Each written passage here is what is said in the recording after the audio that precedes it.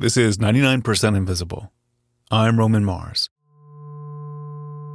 Here's something you probably didn't know about Mumbai, India. There are about 55 acres of dense, overgrown forest right downtown. In one of the most populous cities in the world, this is a place where peacocks roam freely. A place that seems to peel back centuries. This forest is protected by a religious community. It has survived undeveloped in the middle of this gargantuan city. Importantly, it's also home to an ancient tradition that's in crisis. One of our producers, Lush and Madon, traveled there in September.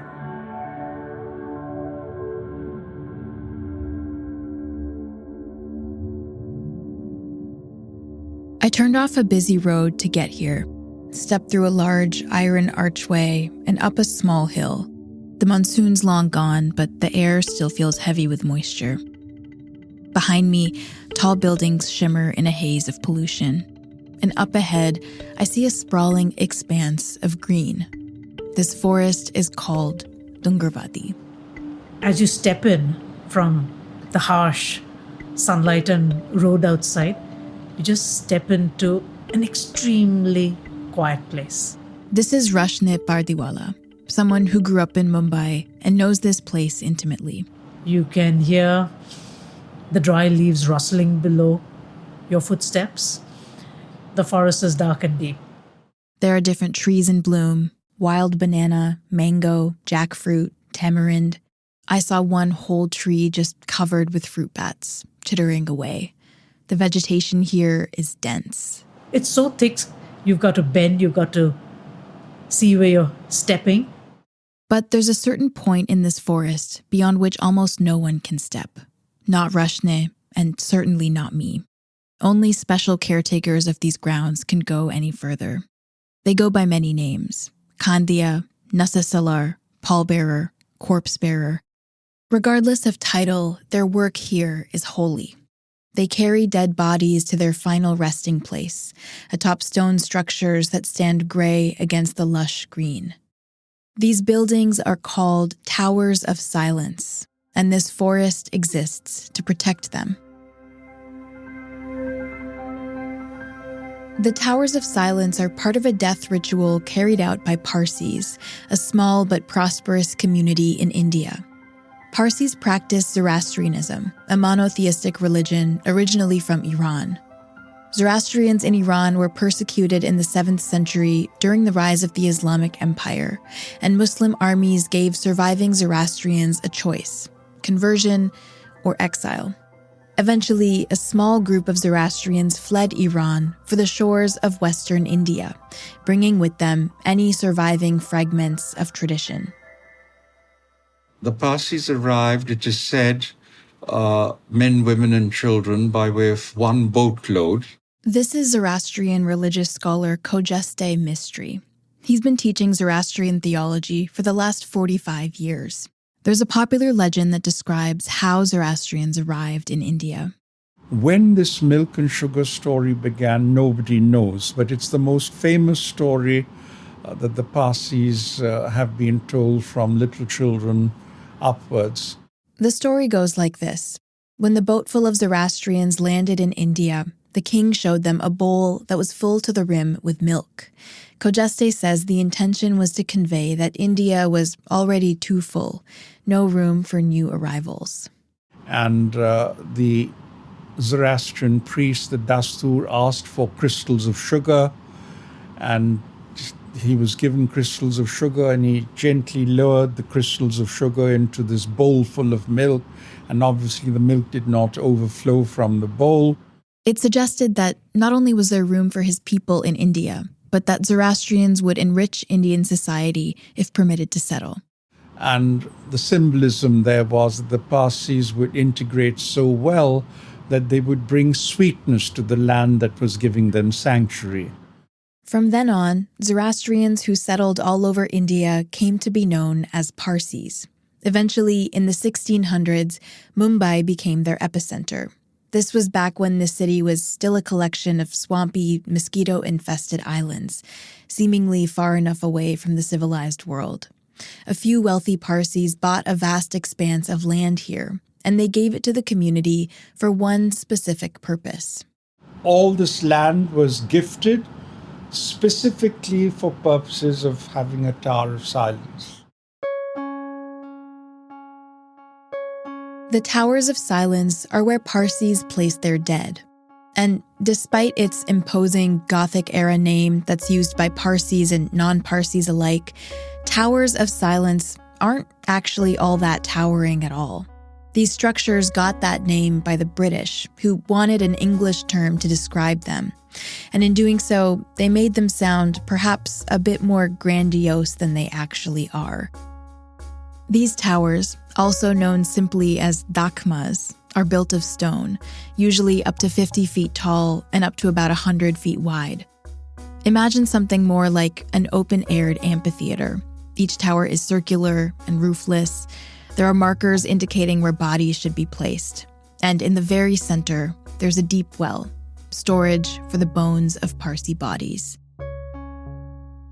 Wherever large clusters of Parsis settled, they would cultivate forests, or dungarvadis, and build dakmas inside them. 5 dakmas were built here in Mumbai, which in total are able to handle over 1,000 corpses a year. Zoroastrians have practiced this ritual of sky burial in Mumbai for centuries. According to the faith, as soon as we die, our bodies become contaminated with evil.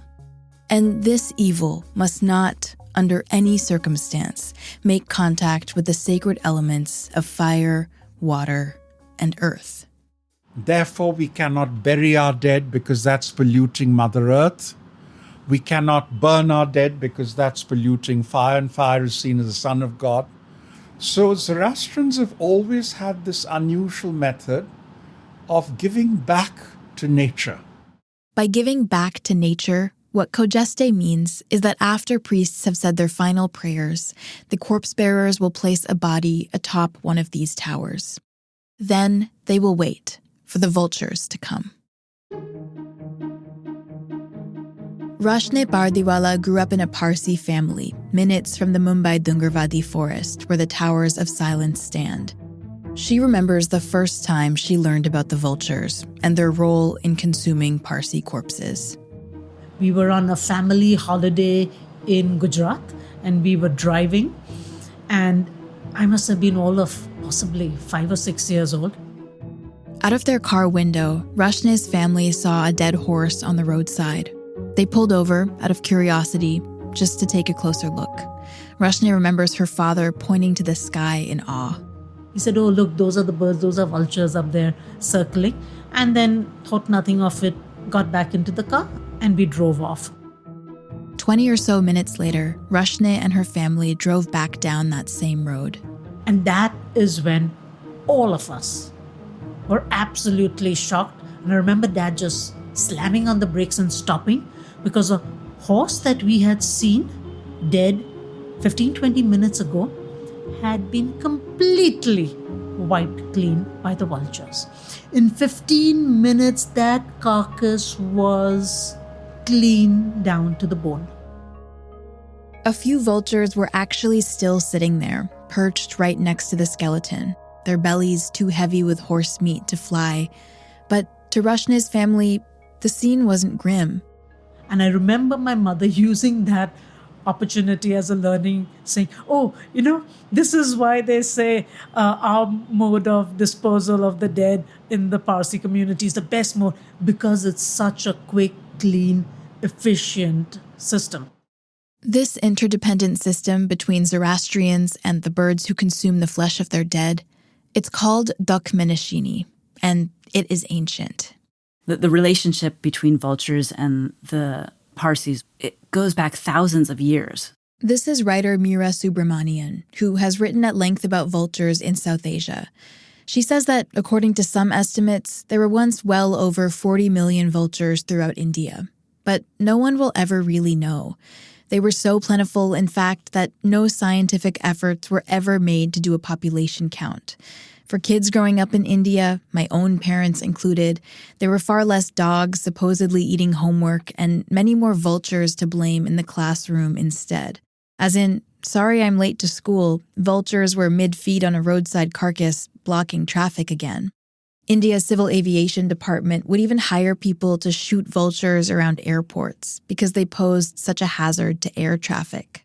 They were just always there. They were always there, and there were so many of them. In this story, we're mostly referring to a genus of vultures called gyps vultures. And these birds, they just have this look about them.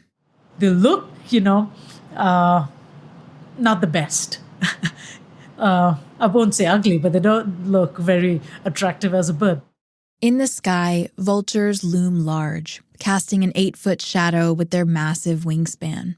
And on the ground, sometimes you can only see their bodies, their bald heads often buried deep inside a fresh carcass. Nobody really believes this when I say this, but they're very beautiful. And hey, at least Mira thinks they're pretty. They have this ring of puffy feathers around their neck that reminds me of a Victorian lady.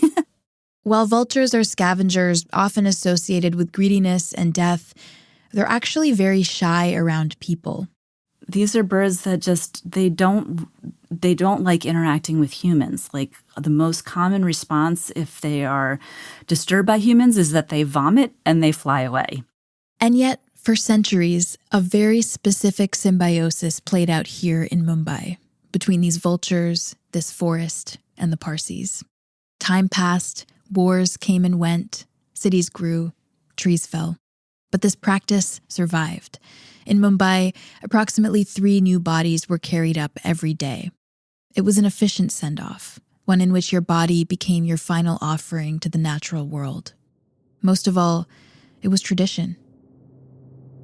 But this tradition would begin to unravel.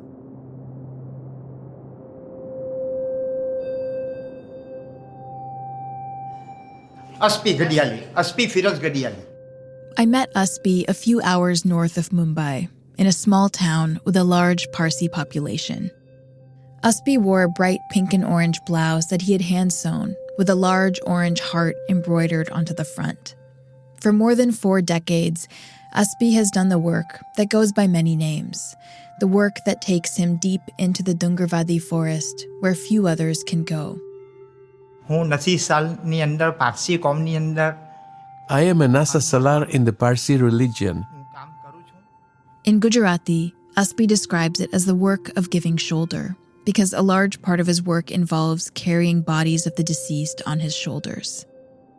Parsis are actually widely known and stereotyped in India as being a fairly wealthy minority community, but those who work as corpse bearers are often spoken of in hushed tones.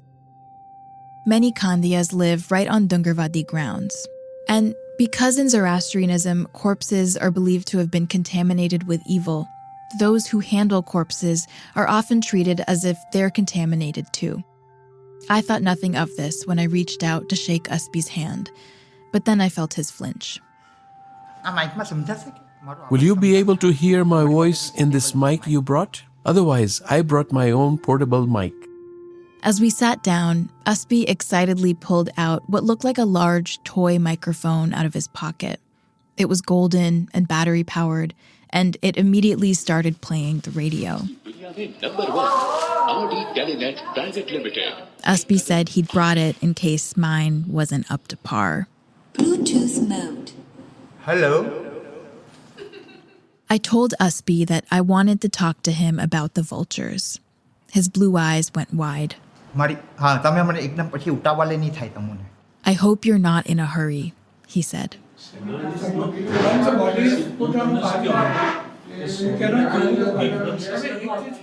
I had time, but I didn't exactly have space. The room Aspi and I were in was full of Parsi elders, and there was nothing I could say to convince them to leave, especially since it's unusual for khandias to speak publicly like this. I grew up around several nosy Indian aunties, though, not to mention I live in fear of becoming one, so I get it. With a little coaxing, I got each uncle to please mute their WhatsApp notifications. Then Aspi started to speak, and I swear I could feel everyone around us lean in. મારા મમ્માના મમ્મા expire થઈ ગયા હતા ત્યારે હું 12 કે 13 વર્ષનો હતો. ત્યારે અમારા જે 4 નસીસાલ When I was 12 or 13, my grandmother died. નસીસાલ ઉઠ And one of the 4 corpse bearers in our town had fallen sick. So I was asked, "Son, will you come help?" I had never been before. My father initially refused. He said, "Aspi is only a child. He will get scared." But there was a need, so Aspi stepped in to help give his grandmother a proper send-off. Typically, after a Parsi dies, there are 4 days of prayers held at the closest Dungarvadi, the forest where the towers are built. First, the body is ritually bathed and then carried to one of the towers. એક માણસ દરવાજો ખોલી આવે. One person opens the door, and then we take the body inside. Once inside, they lay the body to rest on a stone slab. અંદર ગયો તો બધા પક્ષી When I went inside, all these birds were looking like trustees in a board meeting. They were just watching us, staring. Based on that description, it seems apt that the collective noun for a group of vultures is called a committee. ને પેલા એમ And they were making sounds like this. Sometimes Aspi and his fellow corpse bearers would have to stave off the vultures with iron rods until all the rituals were complete.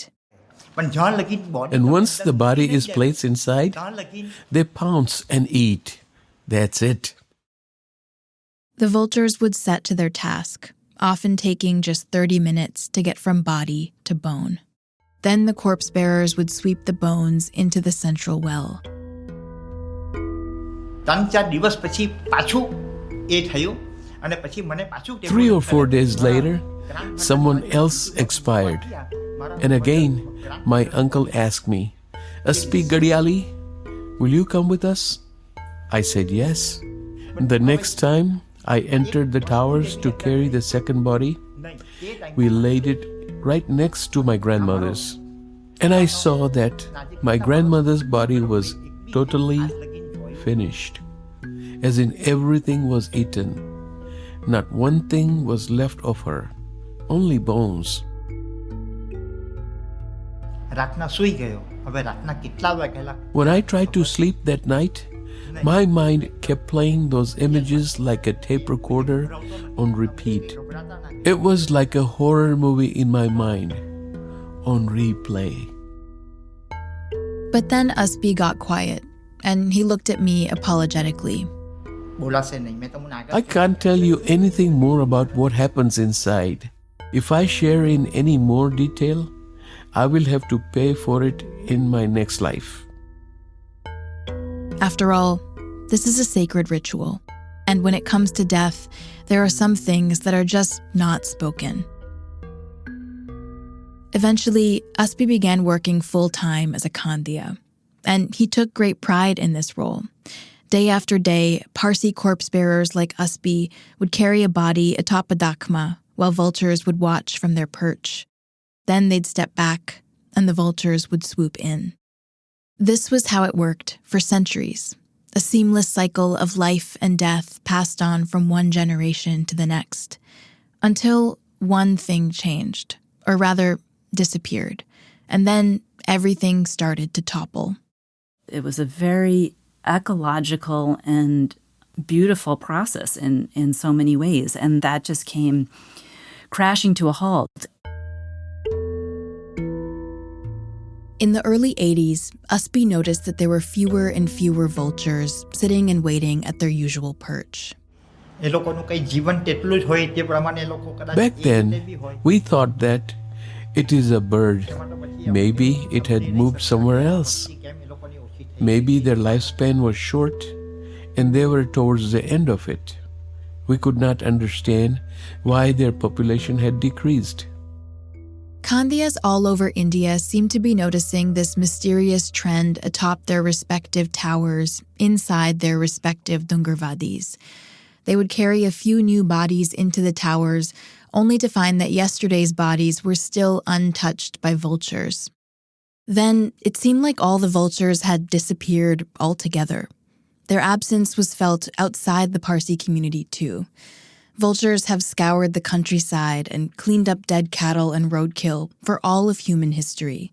So eventually, more people across the country began to notice that they were gone. In the late 1990s, a group of villagers in Rajasthan observed that when cows would die in the fields, their carcasses would sit and rot for days, which was extremely unusual. Luckily, they knew exactly who to contact. They said the vultures are declining and they were very worried because their dead cattle were not being disposed of. This is Dr. Vibhu Prakash, India's leading vulture biologist and conservationist. People were telling Vibhu that the vultures had disappeared, like poof. Many thought they were stolen or poisoned. The villagers were like, maybe it was the Americans, which, you know. So when villagers told me that this is what is happening, I really started looking for dead vultures.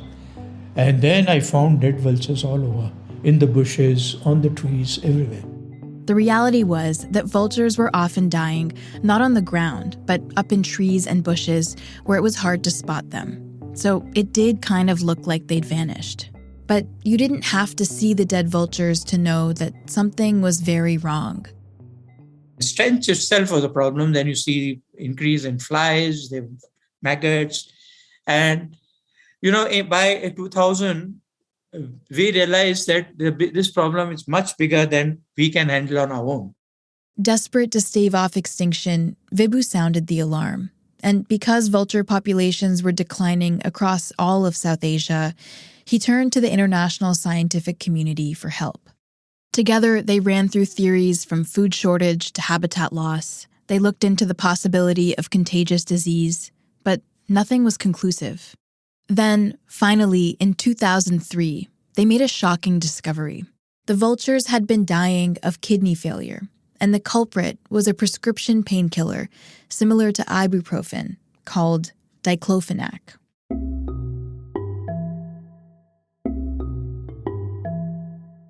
Diclofenac is a cheap drug that was first introduced in the 1970s for the treatment of arthritis and pain management in humans. By the early 1990s, diclofenac became a veterinary painkiller, and because of its recently expired patent, it ended up being the cheapest and most popular livestock drug on the market. Hinduism's reverence for cows means that in India, most cattle are left to die naturally in the fields, where vultures would reliably finish the job. Farmers would give diclofenac to cows, and then when those cows died with diclofenac in their system, vultures would eat them and get poisoned by the drug. Because India has the largest cattle population in the world, this was happening at an enormous scale. And this is when the vulture deaths became a national crisis. The irony of an over-the-counter ibuprofen knockoff decimating the vulture population is that this bird is uniquely known for its biological resilience. The vulture has a superb digestion system, and it can actually even survive doses of arsenic. Their incredibly strong stomach acids have allowed them to consume diseases like tuberculosis, rabies, even anthrax, and face no consequence. But this diclofenac was the knockout thing. Ultimately, what killed them was a drug humans created to relieve us of our pains. In less than a decade since Vibhu was first contacted by those villagers, India had lost up to 99% of its gyps vultures. It was probably the steepest decline ever recorded anywhere in the world of any species which I know of. It was astonishing. 3 years after the mystery had been solved, India banned the veterinary use of diclofenac. But banning the drug outright is really hard to put into practice. The fact of the matter is that the black market is really thriving in India. So you had illegal production of diclofenac that continues to this day. In addition to diclofenac, there are now 4 more livestock drugs in circulation in India today that have been found to be just as deadly to vultures. And even though the Indian government finally banned 2 of these drugs in 2023, it doesn't undo the damage done years ago. Today, the number of gyps vultures in Indian skies are nowhere near what they once were.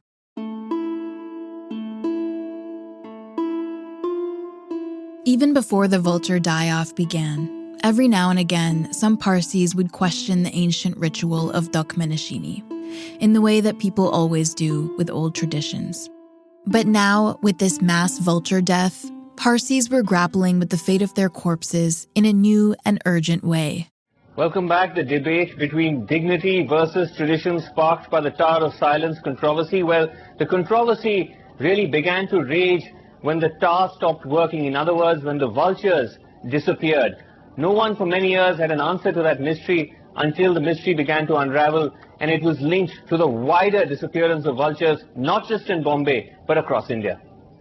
In Mumbai, about 3 Parsis were dying a day. So khandias like Aspi continued to lay bodies atop their towers, this time for vultures that would no longer come. Now they do not come at all. It has completely stopped. They all stopped coming, and now there is not even one. How will they come back, huh? Where do I go and call them from? Much smaller birds of prey now descend on the towers, but when it comes to consuming corpses, they're inefficient and messy. There are black kites in Mumbai. You go to the grounds today, and there's tons of birds flying around. But black kites, let's just say they have different eating habits. They like the little tender, tasty bits, and then they leave the rest. So it doesn't do what the vultures did in terms of cleaning up a body completely. And so maybe just the fact that there were like big black birds flying around, that was enough to make people think, oh, everything's fine. But everything wasn't fine. All you had to do was ask their neighbors. These smaller birds of prey would sometimes leave them disturbing little treats. This is a really nice, Tony part of town, and there are luxury high-rises, and I heard more than one Parsi joke about fingers showing up while you're having your avocado toast in the morning on your balcony. The neighborhood adjacent to the Mumbai Dungarvadi today, Malabar Hill, it's one of the wealthiest and most exclusive in the city, and it's home to many rich Parsis. Realtors actually advertise the proximity to the lush Dungarvadi forest as a major value add. And I mean, it is so rare in Mumbai to get to be so close to green space, to get to look out your window and see a forest. But these neighbors would complain about getting a view and a smell that they didn't quite sign up for. One day in the late 1990s, a handful of residents from a nearby apartment building wrote an angry letter. This letter made its way to the Bombay Parsi Panchayat, which is the leadership committee that oversees Parsi community affairs in Mumbai. My name is Dinsha Tambole. I'm 79 years of age, but feeling more like 39. Dinsha was a member of the Panchayat at the time, and he was in charge of all things Dokmanashini. Here, you have to speak loud. I'm a little bit hard of hearing. Okay. I've got this hearing aids on. Okay. First things first. Tea, coffee. Over a cup of chai, Dinsha told me about this angry letter. They wrote to us that awful stench is emanating from there, and they are not able to keep their windows open. They have to keep their windows shut, keep the air conditioners on 24 hours. And something should be done. This letter is from over 20 years ago, but Dinsha still has a crisp paper copy in his office drawer. And he handed it to me, silently. It says, "Dear trustees, these pictures are taken from the top floor of new skyscraper that is under construction and are taken with special telescopic photosensor lenses that are used for photographing far-off objects. Can bodies be allowed to lie like this? We demand that the system that is followed must be changed immediately. We are sending copies of these pictures to Delhi, Prime Minister, Home Minister, Environmental Ministry, and Mumbai, Chief Minister, Health Minister, Mayor, Municipal Commissioner, Health Officer. It is shocking that Parsis are forced to follow this outdated system." Wow, yeah. Because of the absence of vultures, the bodies atop the towers were barely being consumed. To be clear, these bodies were piling up and mostly just rotting. And from a distance, the apartment residents could see and smell them. It was Dinsha's responsibility to figure out what to do. First, he decided to do some fact-checking. Dinsha wanted to see for himself whether the complaints about the sight and the smell held up. So, even though it was against the rules, he asked a khandia to let him into one of the towers. And was anybody surprised that you were asking to do that? Because Yes, he asked that. He told me that, sir, what you're asking, I'll do. He couldn't say no to me. But there'll be a absolute mayhem in the community. Absolutely, a lot of people will protest. You're not supposed to look inside. I said, it's fine. I'm only doing my duty. What I saw was horrific. And that's all that Dinshaw would tell me. Because again, this is a sacred ritual. And when it comes to death, there are some things that are just not spoken. Dinshaw turned to the khandia and asked him, basically, how did this happen? And did you ever ask them, how come you didn't share this? I did ask them. They said that, look, we had once told the trustees that this is a scenario, and they said, rubbish, you're talking rubbish. This cannot be true. And if you persist in making this, you'll all lose your jobs. He said, what should we do? We had to look after our own life. So we started telling them what they wanted to hear from us. A few days later, Dinshaw told his colleagues in the panchayat, look, we have a serious issue, and I know because I saw it with my own eyes. What was their reaction? You shouldn't have done that. I said, I just wanted to understand the reality of it because of the complaints that we are receiving. Everybody knew that the system was gradually deteriorating, going down because of the lack of vultures. What was not known was the extent to which it had collapsed. The system had collapsed. According to Dinshaw, Dakminashini has fallen apart. He'd say this matter-of-factly and more than a few times. Often he'd quickly follow that up with an even gloomier statement. The future of the Parsis as a people is also in trouble. Our numbers have been declining since 1941. As per the 1941 census, there were 114,000 Parsis in India.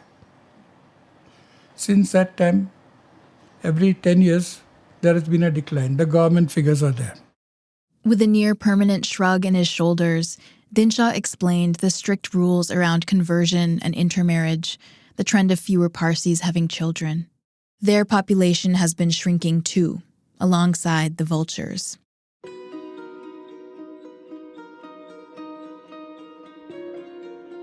You know how sometimes there'll be a word in the English language that seems simple but has just a stupid amount of different meanings? I've been thinking a lot about this one particular word, wake, as in W-A-K-E, wake. And yes, I was a spelling bee kid who was made to spell this word, and yes, I will give you a definition. To wake from something can mean to make a realization or discovery after a period of being asleep or unaware. A wake is also a vigil for someone who has just died, a form of honoring or celebrating the life of the deceased. And a wake, it also happens to be the collective noun for a group of vultures who are mid-feed on a corpse.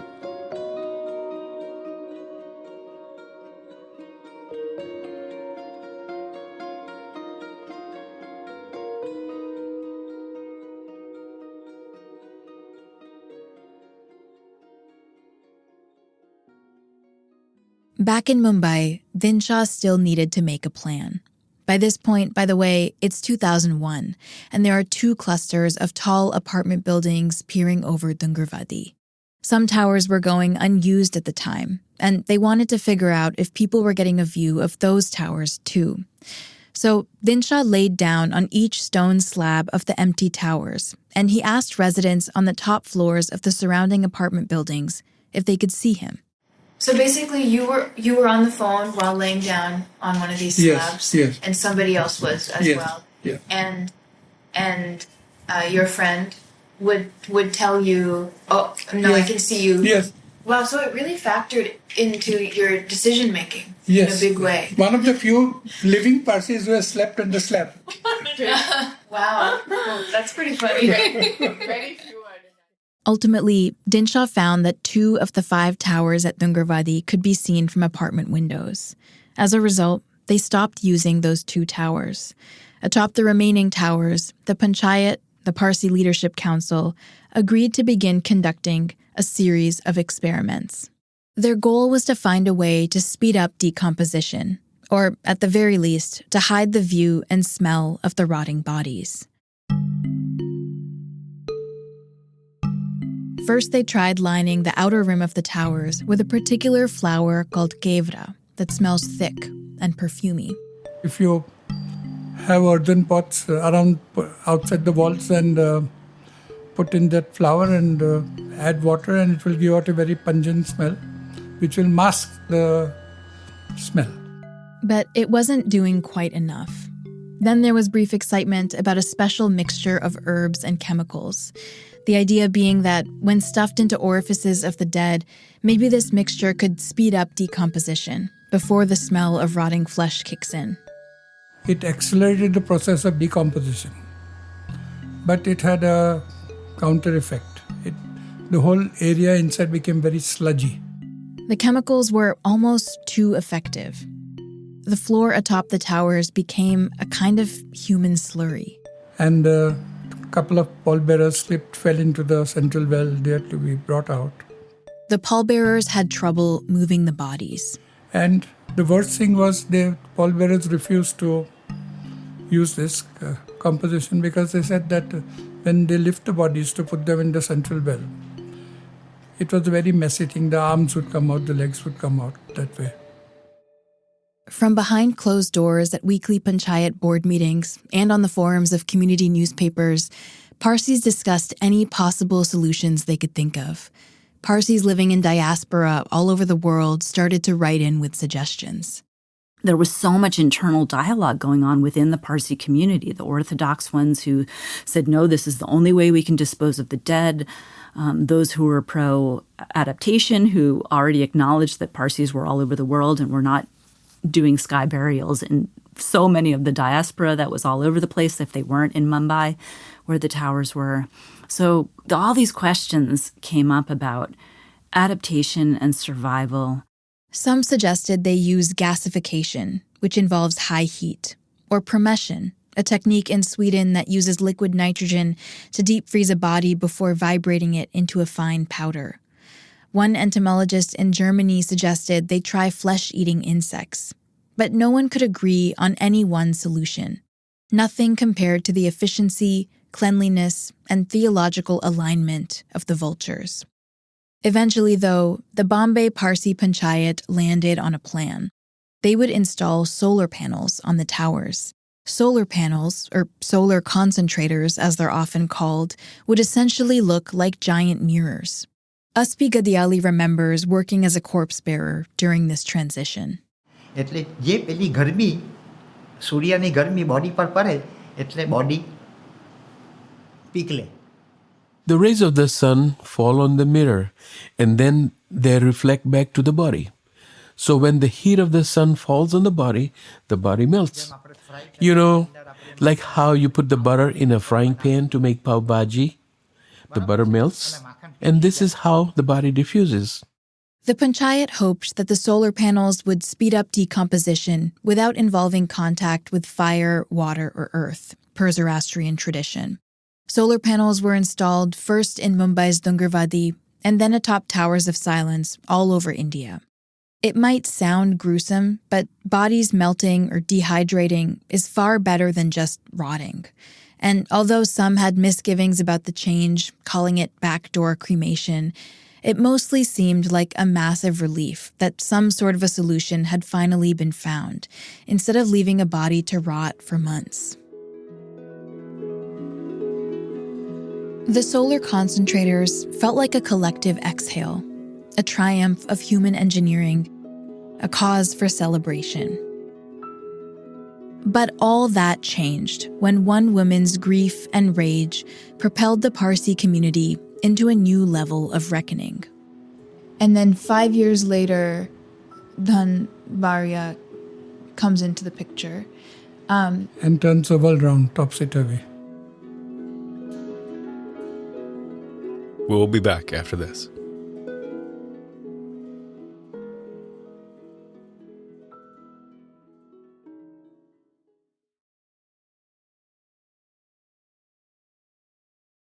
We're back with producer Lasha Madan.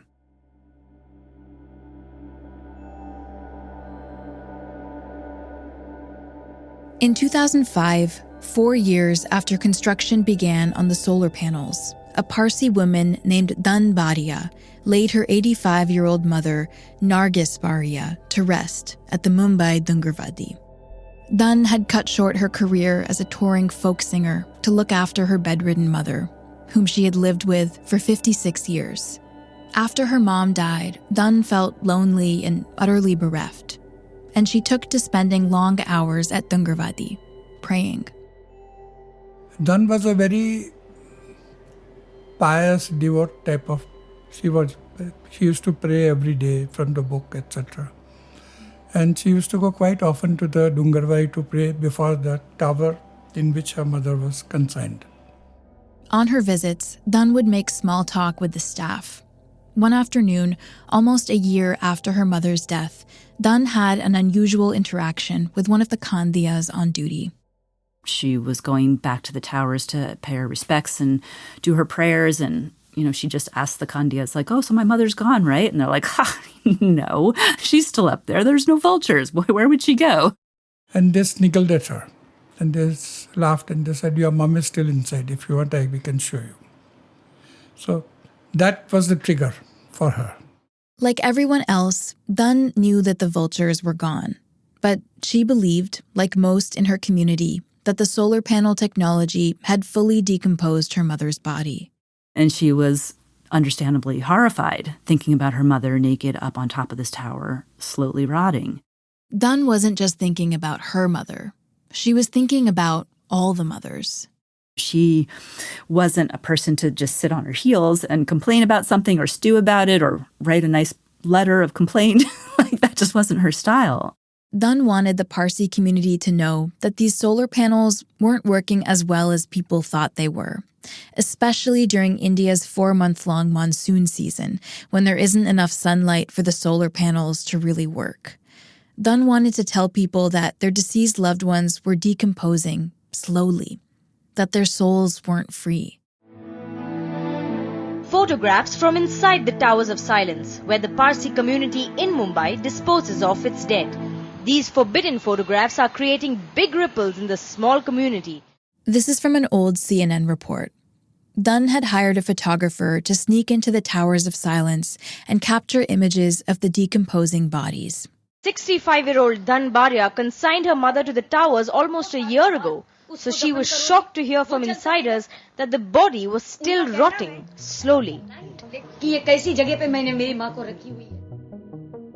Years earlier, photos had been taken from a faraway telescopic lens and sent privately to Dinshaw and the rest of the panchayat. This time, though, Dan wanted to get photos from up close, and she wanted to go public with them. Everything was about to go up a notch. Awful images made the rounds, on flyers slipped under doors and into mailboxes. A 15-minute video circulating online showed bodies in various stages of decomposition. Images of loved ones with their eyes hollowed out, their mouths gaping at the sky.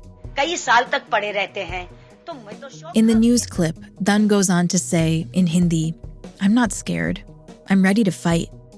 And just as I imagined Dan might have predicted, what she did was met with a lot of anger. Not only at her claims, but also that she broke into a sacred area, took photos and videos, and spread them far and wide.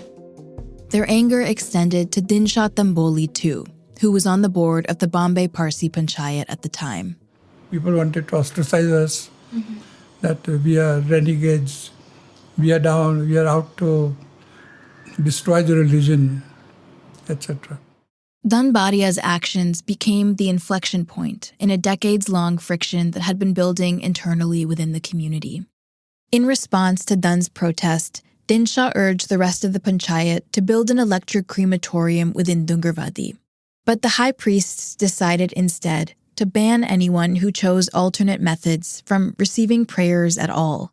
When this controversy started and people started taking to cremation, the high priests of Bombay passed an edict. No prayer should be performed for those who get consigned to alternate methods, burial or...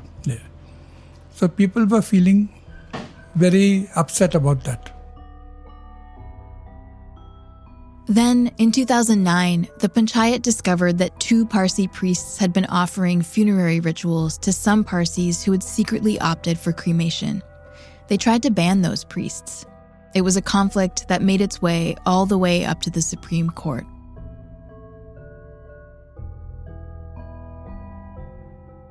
Dunn passed away in 2022. I found an obituary about her that described her as a, quote, firebrand with low tolerance for fools and liars. Some Parsis used Dunn's claims to continue advocating for burial and cremation to be considered religiously okay. They wanted to push past the bounds set by the orthodoxy. And then there were others, people who thought her accusations were completely made up. The photographs were doctored. This was doctored. This is Khojeste Mistry again, Zoroastrian religious scholar and former trustee of the Bombay Parsi Panchayat, the council for the Parsi community in Mumbai. Khojeste and many other traditionalists want, desperately, to preserve Zoroastrian ritual in its purest form. So cremation is an absolute no-no as far as Zoroastrianism is concerned. You would be foolish to say, I don't want to take the Tower of Silence route. I mean, you'd have to have your brains examined. I'm sorry to be so brutal and honest with you, but that's exactly the truth. At times during our conversations, it felt a little like I was speaking to a lawyer representing his client, the Towers of Silence.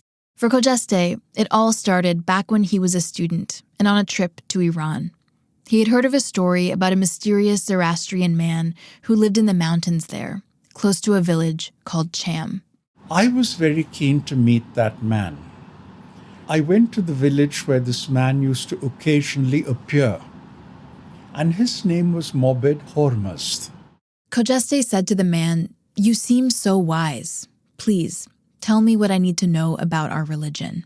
And he said, Khojeste, your job has to be to look after the Tower of Silence. Khojeste was studying to become a chartered accountant at the time, but this man was telling him that he needed to drop everything, go to Mumbai, and protect the towers there. I remember being angry with him and saying, tell me about things that are relevant for the living, not the dead. As an 18, 19-year-old, I didn't want to know what you have to do with the Tower of Silence because I'd never ever been to a funeral. At that point. I'd never ever lived in Bombay at that point either. I was a Pune boy. So as far as the Towers of Silence were concerned, it was alien to me. But decades later, in the early 80s, Khojeste moved to Mumbai. And over the years, Khojeste watched the happenings at Dungarvadi closely. He heard about diclofenac and the fact that the vultures were mostly gone. He heard about the complaints, the subsequent experiments at the towers, Dunn's photos, and the shame it brought to the community. And he heard the cries for a Parsi crematorium. The Panchayat then got into a very awkward situation that the movers and shakers of the community wanted a crematorium in Dungarvadi, where we have our Towers of Silence, all pushing for stopping the Tower of Silence mode of disposal because the vultures had disappeared. There were no vultures. By this time, these towers, or dakmas, had been banned in Iran. Sky burials had been declared a health hazard there in the 1970s. Without other options, most Zoroastrians outside of India get buried or cremated. And that's when I slowly had to jump in and start talking about the dakmas, having to take interest in vultures, and that's how my vulture story began. At this point, it seemed like there was widespread acceptance that the birds were gone and not coming back. But Khojeste was like, no. The vultures have to come back. They simply have to. Because I felt that this was an excellent system that had to be preserved, despite all the sort of negative publicity that began to germinate because the vultures had disappeared. Khojeste set his eyes on a specific mission, to turn the Mumbai Towers of Silence into a giant vulture aviary. The idea was, let's bring the vultures back to feed on Parsi dead, but protect them in an enclosure, away from diclofenac and any other drugs that would kill them. So shortly after Dunn made those photos public, Khojeste got to work. Khojeste has a beautiful voice. He has a very loud voice. This is raptor breeder and conservationist Jemima Perry Jones. Jemima runs the oldest breeding center for birds of prey in the world. So, naturally, Khojeste went to the UK to meet her. Jemima described to me the first time she met Khojeste at the cafe of her breeding center in the UK. And you could have heard a pin drop in my cafe, literally. Because people like me, we haven't had people come and sit down and say, well, the vultures aren't coming in to eat our dead, and the kites are coming in and they're picking up bits of our dead, and then they're flying out of Mumbai and they're dropping them on people and people don't like it. It's an extraordinary conversation. Khojeste was there to ask Jemima for advice. What would it take to bring the vultures back and to house them at the Towers of Silence? The problem was there wasn't really an answer that they wanted that I could give them, because their idea was you could just put a big net over the top of each of the towers and lob in some vultures and it would be fine. And you couldn't do that. Jemima was like, it's going to be much more complicated than that. So I designed an aviary with the towers within the aviary that would have worked, possibly. Jemima's proposal outlines some specific criteria. She said to Khojeste, you need to supplement the human food with enough additional meat, probably goat. You'd have to create places for the vultures to bathe. It'd need to be a huge aviary. You'd have to clean the aviaries, which would have been a nightmare, because if you upset the vultures, they have a habit of vomiting. And, you don't really want them vomiting up somebody's grandmother in front of you. So there were all sorts of things that made it a very difficult proposition. Without a clear consensus on the aviary plan, Khojeste then ran for a seat on the Bombay Parsi Panchayat and got elected in 2008. Now he was in charge of all things Dakmanashini, the same position that Dinshaw had been in a decade before. This time, in 2010, Khojeste got a swanky architecture studio to make a 3D model of a vulture aviary at Dungarvadi, a geometric structure of tension cables and netting supported by columns. The photos are online, and they're honestly kind of beautiful. The idea for an aviary, it turned into a whole thing. There were countless meetings, news articles, and presentations about it over several decades. But ultimately, it has remained simply an idea. At one point, 19 Parsi physicians signed a letter of concern about the aviary project because the painkiller diclofenac was and still is administered to humans, and especially to end-of-life patients. There's no way a doctor can guarantee that when somebody dies, they are diclofenac-free. That's journalist Meera Subramanian again. Somebody could be taking diclofenac for plantar's warts and then have a heart attack. Like, there's just no way to make sure that the human bodies would be safe. Diclofenac is literally in thousands of pharmaceutical formulations. It's really hard to isolate. If diclofenac was in a Parsi person's bloodstream, the already endangered vultures in the aviary would just die, just like before. And with 4 more drugs on the market today that have been tested to be just as killer to gyps vultures, the Panchayat's plan was met with a good deal of apprehension. All this made it hard to reach consensus on the aviary project. So ultimately, Khojeste's plan fizzled out. The aviary project died a natural death. How does it feel to have tried so hard and the vultures are not back? My time to go to Dungarvadi is also coming round. You begin to think about mortality as you get older, Lasha. It's certainly something one thinks about. Now, as far as I'm concerned, when I die, certainly I'll be able to meet Morbid Hormuz upstairs in the spiritual world and say, I did my best. Despite the very obvious logistical barriers, every couple years, it seems that the idea for an aviary resurfaces with new fervor. The latest article is from just a few months ago, January 2024, announcing a new plan to build a vulture aviary atop the towers. This time, though, it's not Khojeste spearheading. His time on the panchayat ended almost a decade ago.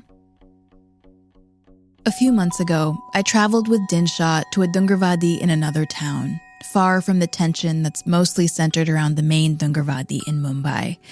It was lush and peaceful. I was allowed to approach the base of one of the towers, and when I craned my neck, I could see one of the solar panels hovering above the rim, held up by what looked like a long telephone pole. Despite the fact that Dunn exposed the shortcomings of the solar concentrators, this is the method still in use atop the towers today. The solar panels were small and uninspiring, nothing like what I'd imagined.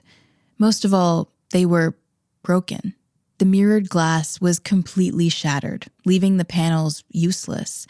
There was this amazing moment when I saw the culprit, a peacock, flying up to the one intact mirror and pecking at the glass. Oh my God, wow. Yeah. Wow, so they really do climb up to the towers. That's amazing. Wow. Okay, so there's a peacock and it climbed onto the solar panel right in front of us. It's looking at its reflection and pecking its beak into the glass. Have you heard of the Mumbai Dungarvadi ever having a peacock problem? Plenty. Yeah? Plenty.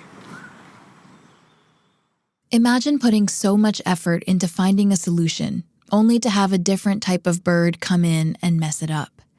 The solar panels had once felt like a viable alternative to dispose of the dead in the absence of vultures. But now you have peacocks pecking at the remains of this failed experiment. And for corpse bearers, who already face precarious labor conditions and low wages, they sometimes need to drag a body around multiple times to keep relocating the solar panels on different body parts in order for the corpse to fully decompose. Corpse bearers in Mumbai unionized in 2003, and every so often, rumor spreads about a strike.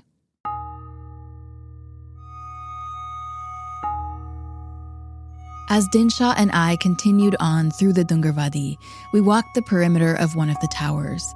Our guide told us that about 35 bodies were currently up there.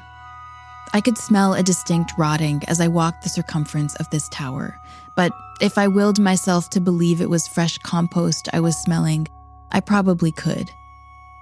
A couple days later, I brought this observation up to Khojeste. Just because people have the issue of smell, do you stop an entire system which supports a forest? Do you change the religion and religious practices just because of smell? Khojeste thinks that focusing on smell is misguided, but there is something he feels increasingly concerned about. We have a problem now, high-rise buildings coming up around Dungarvadi. The scale of development that Mumbai has seen in the last few decades is colossal. Back when Dinshaw Tamboli received that threatening letter from overlooking neighbors of Dungarvadi, there were only 2 high-rises in the area. Khojeste told me that back then, even his home, where I met him, was once Dungarvadi land before it turned into a housing complex. Till 123 years ago, panthers were roaming around where you're sitting today. This is part of Dungarvadi land where this building has come up. But today, the Dungarvadi neighborhood looks like a forest of skyscrapers surrounding the actual forest. Next to the Dungarvadi's main arched entranceway, a tall billboard advertises the modern comforts of life. Cars, handbags, life insurance. The industrial clang of luxury apartment construction is constant. All the time. This road, I think at the moment there might be no less than 10 new projects. So possibly, 20, 30 buildings coming up. And presumably they're going to be high-rises. All will be high-rises. Because this being one of the poshest areas of Mumbai, Malabar Hill, it is just going to be super expensive, multi-storied buildings, and all of them are going to be overlooking Dungarvadi. That's Rashne Pardiwala again. At the moment, we've got possibly 7 buildings overlooking. I think in the next 10 years, we will just be surrounded 360 degrees. We will be surrounded by tall towers. As an ecologist, Rashne has been planting trees around the circumference of each tower. Trees like bamboo that grow tall and fast and can obscure the view from surrounding buildings. But as Kojeste once told me, Lasha, the bottom line is that, as I now know, the vultures are ancillary to the system. The most important is the sun. with the absence of vultures, the sun is the only thing that can break down the bodies of deceased Parsis. But the taller these apartment buildings rise, and then in turn, the taller these trees that are meant to obstruct their views rise, it also means that it'll be harder for the sun's rays to reach the bodies atop the towers.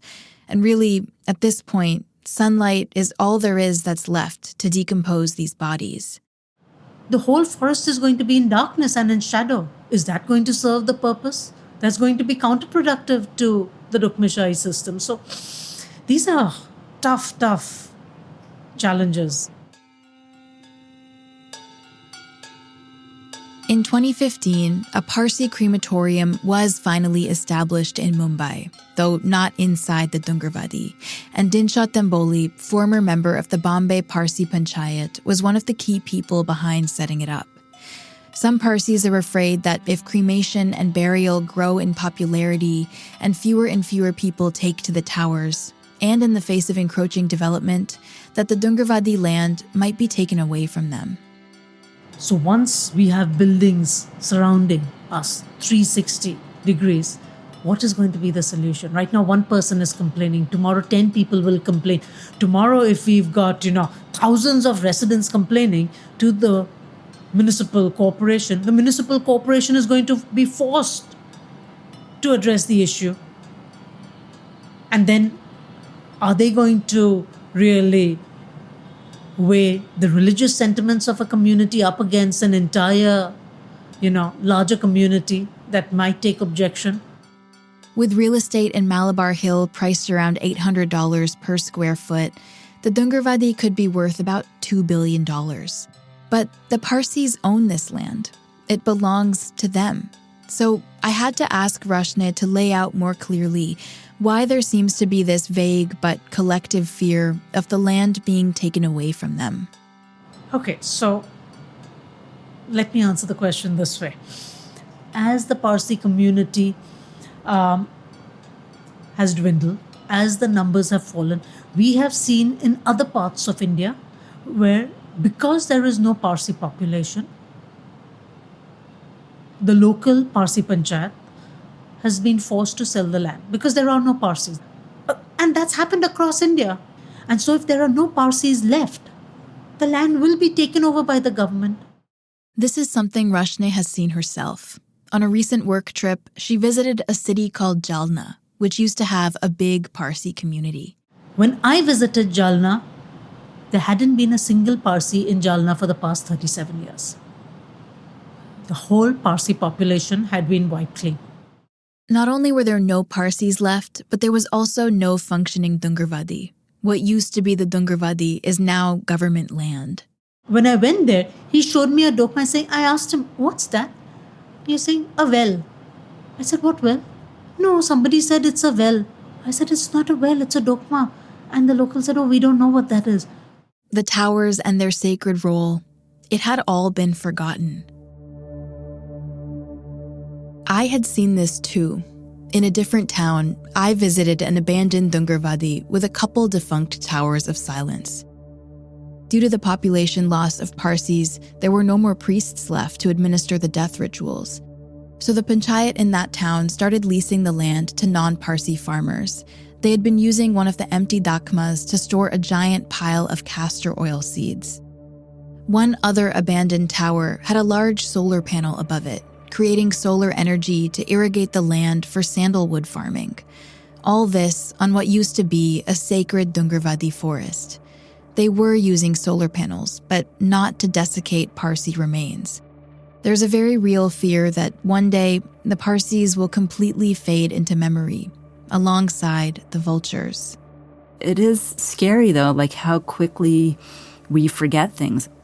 Already there's been a whole generation that has never seen a vulture, and so it's just this thing that, Tata and Patti talk about, but it's not something you've ever seen. And so it becomes mythology. As a species, the vultures were here first. They've lived here for millions of years, long before humans and their ideas of religion and ritual came into being. And there's a chance that vultures might have outlived us humans entirely, had we not been so competent at devastating our planet. Conservationists in India started breeding these endangered vultures in captivity in 2004, but these vultures and their keepers alike are in waiting. They're waiting for safer skies. They're waiting for the government to ban all vulture toxic drugs from use, waiting for farmers to get used to using vulture-safe alternatives. The possibility of seeing vultures return to the open skies again in huge numbers, it's all part of the dream, but it's going to take a lot of time. The biology of a vulture is they work on deep time. Vultures only lay one egg a year, which is a terrible evolutionary strategy. But on top of that, they then raise that chick for about 60 days, and then it sits unable to fly for 4 more months. It's just a long, slow process, and so their numbers could come back, and that's only after all of these drugs go away. But it could take a very, very long time.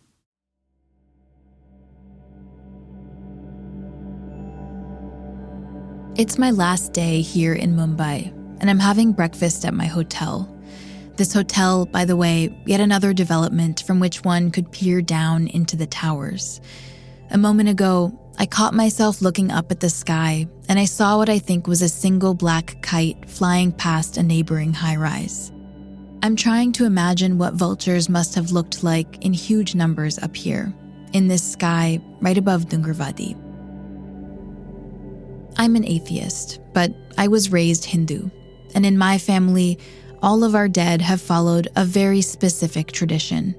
Bodies are placed on an open-aired wooden pyre and consumed by flames. Then, the remaining bones and ashes are tossed into River Ganga, or the Ganges River.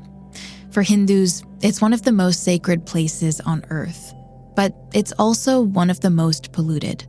This river is a place where people bathe, where carcasses and bodies are deposited, and where almost 500 million people get their drinking water. I've had a hard time reckoning with the idea that the river that's thought to spiritually cleanse our souls is so overrun with toxic waste and sewage, and yet all 4 of my grandparents' remains have been sent off into Ganga. I think when we stop being able to die together, in the way our ancestors did, we risk coming apart as a people. Keeping to tradition is part of what makes it all tolerable. Death, I mean, and the grief that comes with it. And sometimes, in the face of something that threatens those inherited ways, all we can do is find something to hold on to. And so, I think of Rashne, how she told me that every so often, she'll meet a Parsi who will ask her to plant specific trees inside Dungarvadi, trees they remembered the vultures loved to roost on. Don't forget the fishtail palm, they'd tell her, or the palmyra. And so Rashne started planting. This way, she tells me, if the vultures ever return, this forest will be ready to accept them.